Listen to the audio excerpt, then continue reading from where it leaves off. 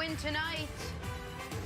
Well, they're going to get the win. Walker Buehler's going to pitch great. It's going to be a 4-2 Dodgers win. We've been getting out baseball winners all World Series. Let's go Dodgers money line and the under. The total for this game is 8 runs. I don't think there'll be more than 6 scored.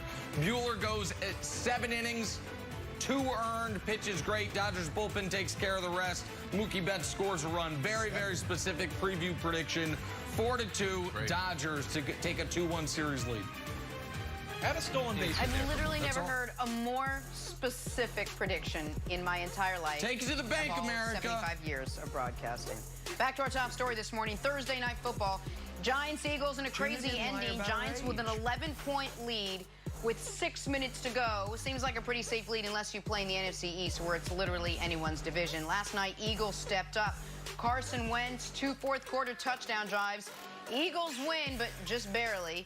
They get win number 2. They move into first place for now in the NFC East. And here is Carson Wentz after the win. We said, hey, I mean, there wasn't a lot of time, but we said, hey, there's enough time. There's enough time. We got to just keep believing and just take it one play at a time. Obviously, we were in turbo on the ball, 2-minute mode the rest of the game. But, I mean, the same thing that I echo every game when we're down. Hey, just keep believing, just one play at a time, and the big play is going to hit. It's going to happen, and John had the big one on that first drive, and obviously Boston the second drive. And guys just keep believing and keep rallying together, and that's what it's going to take to win a lot of these ball games. Oh, there's going to be a lot of believing to win in this division. Michael Vick joins us now this morning. Mike, good morning. Thanks for being with us. Let's start there. Was last night more about the Eagles coming back or about the Giants blowing it? It was a little bit of both. I think the Eagles, they did what they needed to do at the moment of truth, man.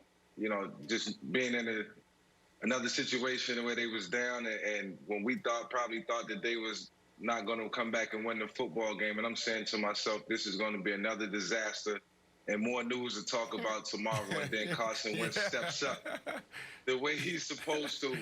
And, you know, he leads a big drive, 2 big drives, and the defense stepped up. And I think for the New York Giants, you know, this would be a learning experience for them. They'll learn how to keep a lead, and the defense will figure out how to go out and get stops when they need it the most. So I think the Philadelphia Eagles, they certainly put themselves in a position, even with everything going on, guys getting hurt, the offensive line still being banged up, guys going in and out of the lineup. Carson Wentz found a way to bring the team back, and I thought it was a good win for the franchise last night. Yeah, Mike, this was definitely more about the Eagles because they're more relevant. And I thought the same thing when I was watching the game. I'm sitting here, I'm like, I'm really enjoying this. Because when you approach this game, you're thinking about, well, the division, it's a bad division, it's a terrible division. And you look at their records like, oh, they're not good teams. And then you turn on the game and there's actually some good football being played.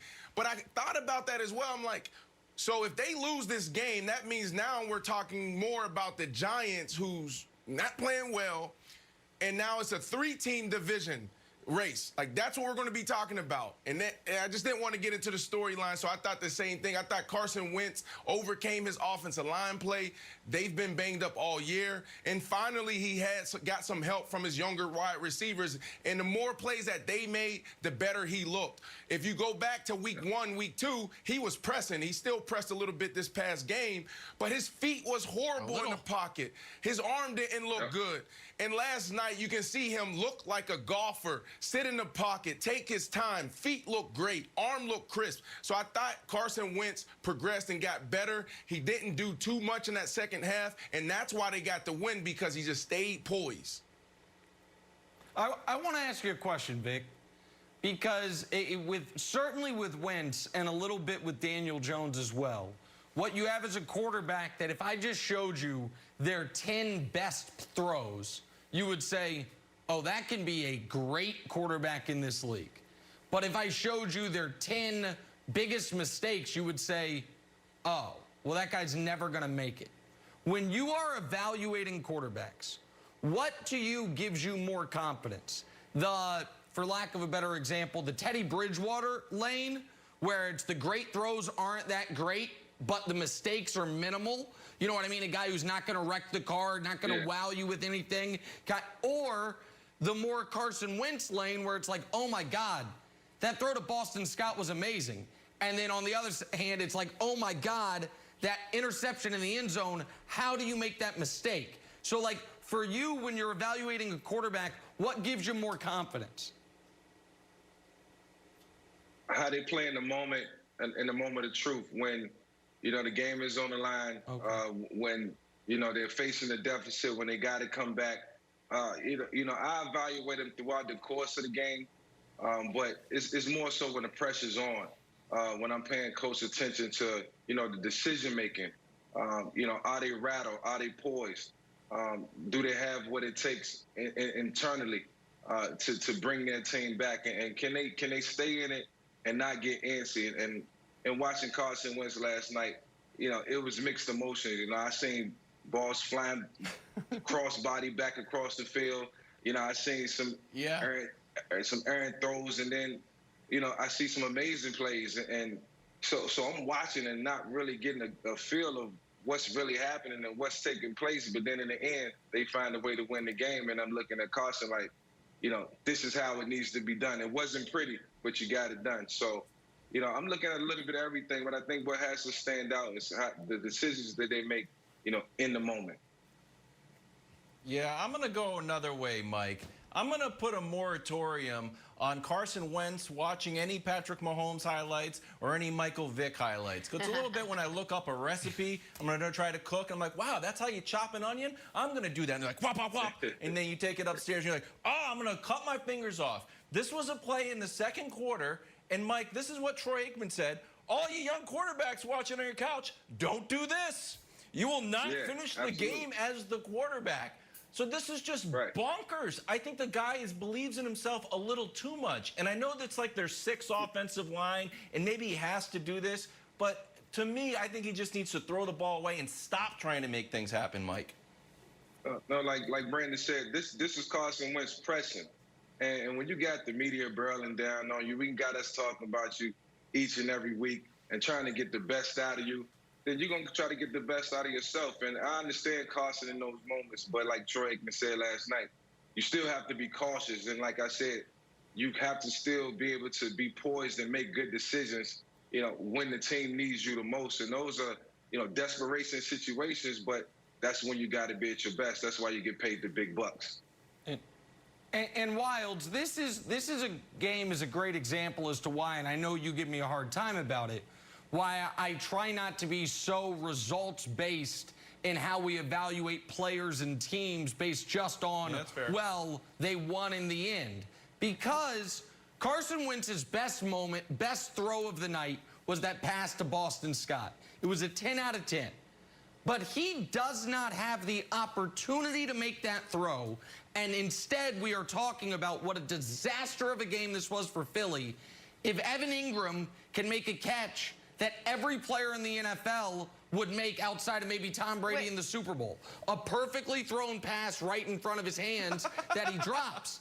And so, like, I think we've got to be fair and honest about Philly here. You do feel good about the fact they found a way to win. But that was in part because the Giants created another new way to lose, Brandon. And so when you were saying, you know, you're glad we're not talking about it being a 3-team race, I think it's still a 4-team race, Jenna. I think even Washington's still alive. Washington damn near beat the Giants last week. Came down to it. Well, nobody's got more than 2 wins. Like, none of these teams, Jenna, do I believe, are going to go on a sustained winning streak here. So that's what I was going to ask you before we move on. I want to ask you about Daniel Jones. I was going to say, after last night, does anyone suddenly feel, okay, now I feel more confident in the Eagles? And because of what Nick just said, because it was a little more of what the Giants gave away than what the Eagles did, maybe a little bit of both, I think we're in the exact same spot that we were before they even played the game. But let us talk about the other quarterback on the opposing team, Daniel Jones. We got a little Michael Vick experience here getting into that. Michael, we need your take on D. Jones' 80-yard run. Should have been an 88-yard touchdown run, if not for literally nothing, that tripped him up shy of the end zone. Please, my friend, break this one down for us. Well, I just had a funny feeling that this was going to happen before it even happened, that Daniel Jones wasn't going to sustain in the open field. You know, he got the defensive flow one way, and he had an open lane. It was the Michael Vick experience for about 8 seconds, and then it all of a sudden turned into the Daniel Jones experience. And you know what? I'm just glad that they finished the drive, so we don't have to talk about this all day today.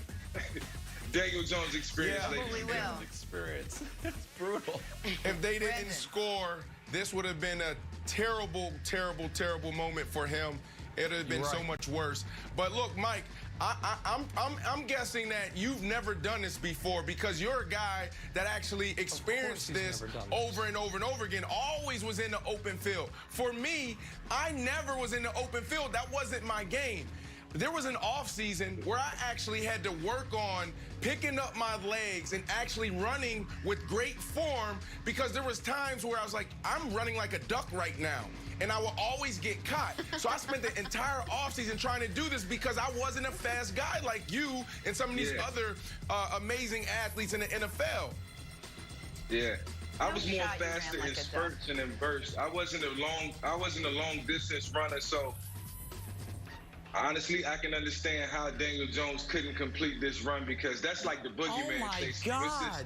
There's no escaping Oh it. my God. Now, Well, Vic the athletes and out Brandon. there- Further. are too nice. They're great Mike guys. Vick Yep, could they're have great turned guys. around at the 40 and moonwalked into the end zone, and nobody would have caught him, and he wouldn't have fallen down. Vic being like, oh, I was more short burst. Yeah, All right. right. Tough Yeah, one right. for Daniel Jones. Tough one for the Giants. Giants, by the way, now 1-6. So, Seahawks looking to remain undefeated this weekend. The Cardinals have other plans. Nick will tell you why Seattle isn't a lock to walk away a winner. Next, first things first.